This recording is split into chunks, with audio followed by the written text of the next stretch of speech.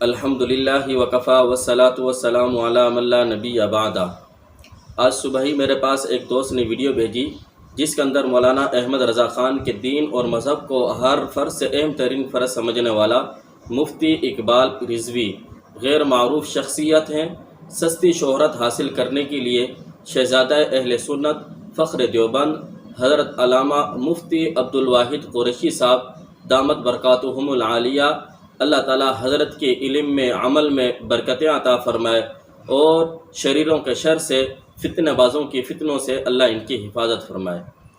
حضرت علامہ مفتی عبدالواحد قریشی صاحب جنہوں نے اہل باطل کی نیندوں کو حرام کیا ہوا ہے کہ اپنے جلسوں کے اندر باطل کے عقائد اور نظریات کو رد کرنا حضرت مفتی عبدالواحد قریشی صاحب دامت برکاتہم العالیہ کا ایک خاصہ ہے، جو عوامی انداز کے اندر بالکل سہل ترین انداز کے اندر عوام کو عقائد باطلہ کا ان کے سامنے رد فرماتے ہیں اور حق اور سچ ان کے سامنے رکھتے ہیں۔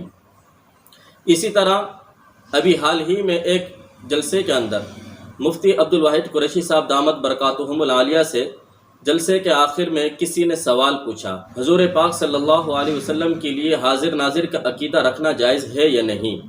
تو مفتی عبدالواحد قریشی صاحب دامت برکاتہم العالیہ نے عوامی انداز کے ساتھ حاضر کا معنی سمجھایا، ناظر کا معنی سمجھایا اور پھر بتلایا کہ اس معنی کے اعتبار سے حضور پاک صلی اللہ علیہ وسلم کے لیے حاضر ناظر کا عقیدہ رکھنا جائز نہیں ہے۔ اگر واقعی میں حضور پاک صلی اللہ علیہ وسلم کو حاضر ناظر تھے تو پھر مکہ سے مدینہ کی طرف ہجرت کرنے کی ضرورت کیوں محسوس ہوئی؟ پھر آپ صلی اللہ علیہ وسلم کو معراج پر جانے کی کیا ضرورت محسوس ہوئی جب آپ پہلے ہی سے وہاں پر موجود تھے اور عوامی انداز کے ساتھ عوام کو مطمئن کیا؟ لیکن مفتی آصف اقبال رضوی صاحب انہوں نے یہ سوال اٹھایا کہ مفتی عبدالواحد قریشی صاحب نے اس پر کوئی آیت نہیں پڑھی، کوئی حدیث نہیں پڑھی، انہیں کوئی حدیث پڑھنی چاہیے تھی، اس عقیدے کو رد کرنے کے لیے کوئی آیت پڑھنی چاہیے تھی۔ تو مولانا صاحب مفتی عبدالواحد قریشی صاحب کے بارے میں اگر تمہیں حاضر ناظر کے عقائد پر گفتگو چاہیے آپ نیٹ پر ملاحظہ کر سکتے ہیں۔ حضرت علامہ مفتی عبدالواحد قریشی صاحب کی اس مسئلے کے اوپر کئی ویڈیو پہلے سے موجود ہیں۔ اگر کسی کو علمی پیاس بجھانی ہے تو وہ وہاں جا کر رجوع کر سکتا ہے۔ چونکہ عوام کے اندر گفتگو ہے تو عوام کے ساتھ گفتگو عوامی لہجے کے ساتھ ہی کی جاتی ہے۔ دوسری بات مفتی آصف اقبال رضوی نے یہ کہی کہ جب ہم نبی اکرم صلی اللہ علیہ وسلم کی شان کو بیان کرتے ہیں تو ہمیں روکا جاتا ہے، جبکہ یہی باتیں یہ لوگ اپنے اکابر کے بارے میں ثابت کرتے ہیں۔ تو میں اس سے پوچھنا چاہتا ہوں کہ کس وقت علماء حق اور علماء دیوبند نے اہل سنت والجماعت کے ساتھ تعلق رکھنے والے کسی عالم نے آپ کو کب نبی اکرم صلی اللہ علیہ وسلم کی شان بیان کرنے سے روکا ہے؟ بلکہ ہم تو آپ کو یہی کہتے ہیں اور ہم خود بھی اس پر عمل کرتے ہیں۔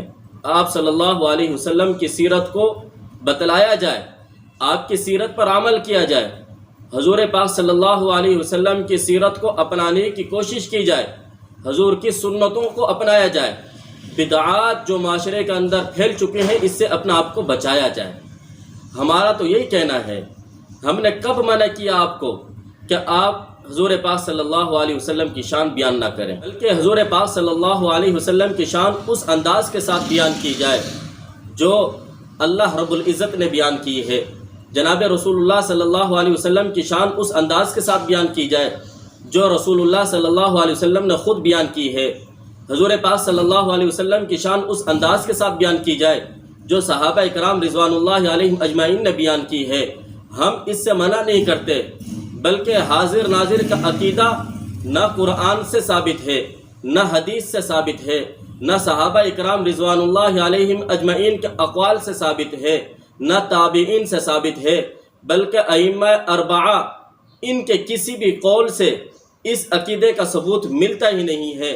تمہارا یہ عقیدہ حاضر ناظر کا یہ قرآن سے ثابت نہیں ہوتا، بلکہ تم اپنے اس عقیدوں کو ثابت کرنے کے لیے قرآن کو چھوڑ کر شیطان کے در پر جاتے ہو۔ تم قیاس کرتے ہو شیطان پر، شیطان فلاں جگہ پر موجود ہوتا ہے، اس لیے نبی پاک صلی اللہ علیہ وسلم بھی فلاں فلاں جگہ پر موجود ہوئیں گے۔ اس لیے اگر تمہارے پاس اس عقیدے پر کوئی دلیل ہے تو تم قرآن سے ثابت کرو، پتہ چلے گا حق کس کے ساتھ ہے اور باطل کے ساتھ کون کھڑا ہے۔ اب دیکھو کہ آپ لوگ عقیدہ حاضر ناظر کو ثابت کرنے کے لیے، اور جب حضور پاک صلی اللہ علیہ وسلم کے عقیدہ حاضر ناظر کو ثابت کرتے ہو تو حضور پاک صلی اللہ علیہ وسلم کی شان کو بلند کرتے ہو یا حضور پاک صلی اللہ علیہ وسلم کی شان کو داغدار کرتے ہو؟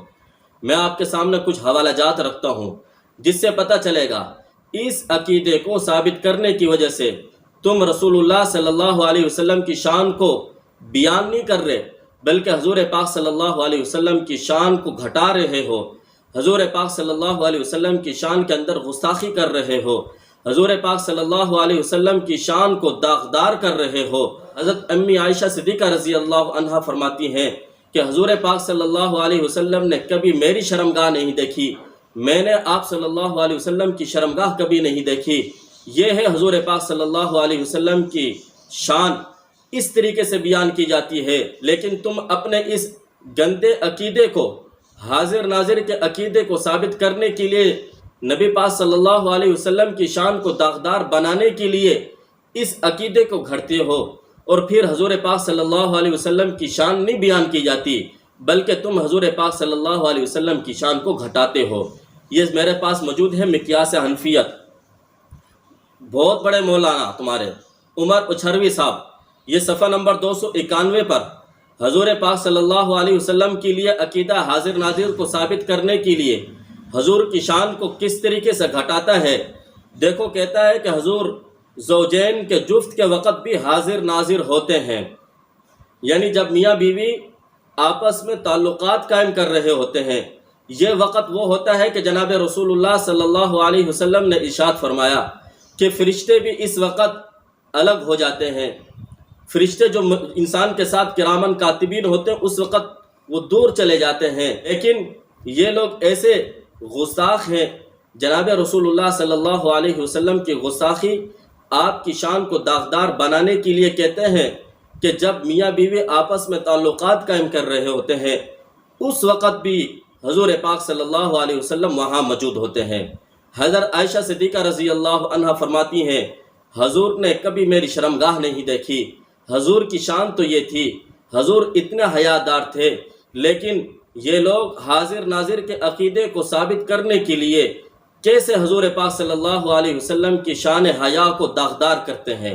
صرف بات یہیں پر ہی نہیں، میں آپ کے سامنے ایک اور حوالہ پڑھتا ہوں، دوسری کتاب میرے پاس موجود ہے تفسیر اسرار البیان، صفحہ نمبر 23 پر یہ کیا کہتے ہیں، حضور پاک صلی اللہ علیہ وسلم کی شان کو بیان کی جا رہی ہے، کس انداز کے ساتھ بیان کی جا رہی ہے، ذرا آپ بھی ملاحظہ کریں۔ یہ ذکر کرتے ہیں صفحہ نمبر 23 کو اوپر، جس جگہ کوئی زنا کرتا ہے، جس جگہ کوئی رشوت حاصل کر رہا ہوتا ہے، جس جگہ کوئی شراب پی رہا ہوتا ہے، جس جگہ کوئی بدکاری کر رہا ہوتا ہے، یا خلوت میں بدفعلی کر رہا ہے، یا چوری کر رہا ہے، حضور صلی اللہ علیہ وسلم اس کے شاہد ہیں، حضور صلی اللہ علیہ وسلم مشاہدہ فرما رہے ہیں۔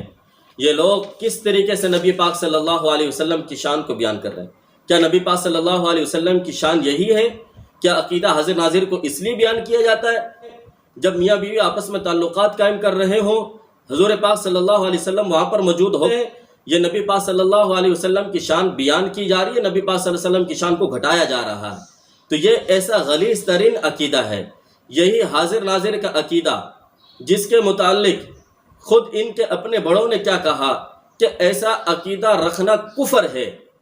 اور پھر آپ دیکھیں کہ کیسے حضور پاک صلی اللہ علیہ وسلم کی شان کو داغدار کیا جا رہا ہے کہ چوری کے وقت، زنا کے وقت کہتے ہیں کہ حضور وہاں موجود ہوتے ہیں، جبکہ حدیث پاک میں آتا ہے کہ جناب رسول اللہ صلی اللہ علیہ وسلم نے ارشاد فرمایا جب کوئی آدمی چوری کر رہا ہوتا ہے یا آدمی جب کوئی زنا کر رہا ہوتا ہے اس وقت ایمان اس کے دل سے نکل کر ہوا میں معلق ہو جاتا ہے۔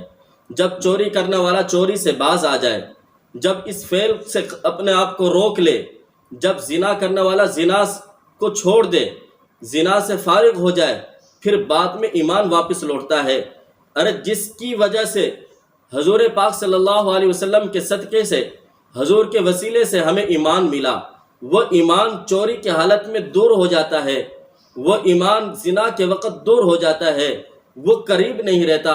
لیکن یہ کیسا عقیدہ تم بیان کر رہے ہو کہ حضور پاک صلی اللہ علیہ وسلم زنا کے وقت وہاں موجود ہوتے ہیں، حضور پاک صلی اللہ علیہ وسلم چوری کے وقت وہاں ان کو دیکھ رہے ہوتے ہیں؟ شرم کرنی چاہیے، حیا ہونی چاہیے کہ حضور پاک صلی اللہ علیہ وسلم کی شان کو بیان نہیں کیا جا رہا، بلکہ حضور پاک صلی اللہ علیہ وسلم کی شان اور آپ کی حیا کو داغدار کیا جا رہا ہے۔ ایسی شان کو بیان کرنے سے ہم آپ کو روکتے ہیں، اس طرح کی باتیں کرنے سے ہم آپ کو روکتے ہیں۔ پھر یہی نہیں، آگے چلیے، اب اس عقیدے کو ثابت کرنے کے لیے چونکہ مفتی عبدالواحد قریشی صاحب دامت برکاتہم العالیہ نے اس عقیدے کو رد کیا، اب اس عقیدے کو ثابت کرنے کے لیے اس نے ایک ویڈیو بنائی۔ اب چاہیے تو یہ تھا کہ یہ حاضر ناظر کے اوپر کوئی دلیل دیتا، یہ ثابت کرتا، قرآن پاک کی آیت پڑھتا، کوئی حدیث پڑھتا، یا کسی ائمہ اربعہ میں سے کسی امام کا قول نقل کرتا۔ چونکہ اس کو پتہ تھا کہ اس کے پاس کوئی دلیل موجود نہیں، اس نے بہانہ بنایا کہ اگلی ویڈیو بناؤں گا اور حاضر ناظر کے عقیدے کو وہاں پر ثابت کروں گا۔ کیوں؟ ابھی کیوں نہیں ثابت کر سکا تم؟ ابھی کون سی تیرے کو ایسی تکلیف تھی کہ تو جو ہے ابھی ثابت نہیں کر سکا؟ اور پھر ثابت کرنے کے لیے حکایات اولیاء میں سے ایک حکایت نقل کر دی اور کہنے لگا کہ دیکھو مولانا قاسم نانوتوی رحمۃ اللہ علیہ وہ قبر سے نکل کر باہر آ گئے، تو اس سے پتہ چلا حاضر ناظر کا عقیدہ صحیح ہے، حضور پاک صلی اللہ علیہ وسلم کے لیے عقیدہ ثابت کیا جا سکتا ہے۔ ارے عقیدے حکایات سے ثابت نہیں ہوتے، اتنا تو معلوم ہونا چاہیے۔ عقائد کو ثابت کرنے کے لیے قرآن پاک کی کوئی نص صریح ہونی چاہیے، آپ کو اتنے بھی معلوم نہیں، آپ حکایات کے ذریعے سے عقیدوں کو ثابت کرنے کی کوشش کر رہے تھے۔ حکایت پڑھنے کا زیادہ شوق ہے تو میں آپ کو آپ کی حکایات رضویہ کی طرف لے چلتا ہوں، ذرا دیکھیے تو صحیح حضرت نے کیا گل کھلائے ہیں، کس طریقے سے تم حاضر ناظر کے عقیدے کو کہاں کس طریقے سے ثابت کرتے ہو، اور پھر دعویٰ کرتے ہو کہ ہم اولیاء کی شان بیان کرتے ہیں، دعویٰ کرتے ہو کہ ہم انبیاء کی شان بیان کرتے ہیں۔ یہ میرے پاس موجود ہے حکایات رضویہ، مولانا احمد رضا خان نے یہاں پر اولیاء کی شان کو کس طریقے سے بیان کیا ہے، ذرا اس کو بھی ملاحظہ کریں۔ عقیدہ حاضر ناظر جس کو ثابت کرنے کے لیے یہ کس طریقے سے باتیں کرتے ہیں۔ میں آپ کے سامنے ایک حکایت پڑھتا ہوں، چونکہ ان کو حکایات پڑھنے کا زیادہ شوق ہے، ان کو حکایات اولیاء، کرامات اولیاء سے یہ اپنے عقیدوں کو ثابت کرنے کی کوشش کر رہے ہیں۔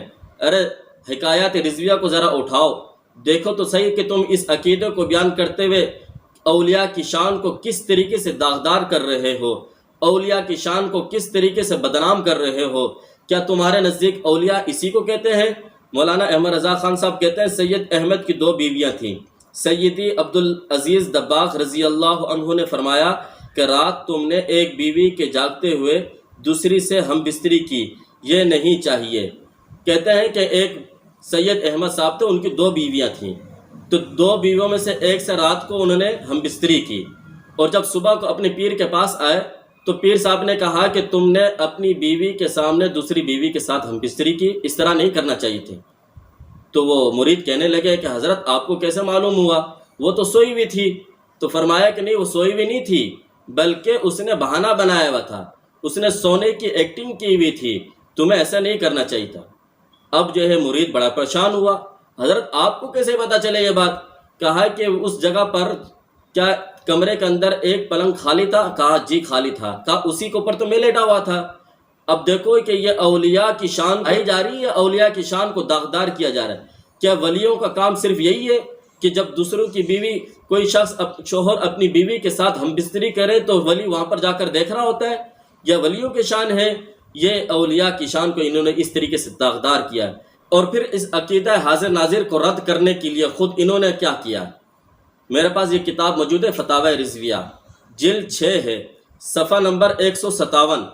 اس کے اندر لکھتے ہیں کہ اللہ کے لیے لفظ حاضر ناظر کا استعمال بہت برے معنی رکھتا ہے، یعنی حاضر ناظر کا معنی، حاضر ناظر کا عقیدہ اللہ تعالیٰ کے لیے بیان کرنا بہت برے معنی رکھتا ہے، یعنی اللہ کے لیے حاضر ناظر کا لفظ استعمال نہیں کرنا چاہیے، اس کا معنی اچھا نہیں ہے گا۔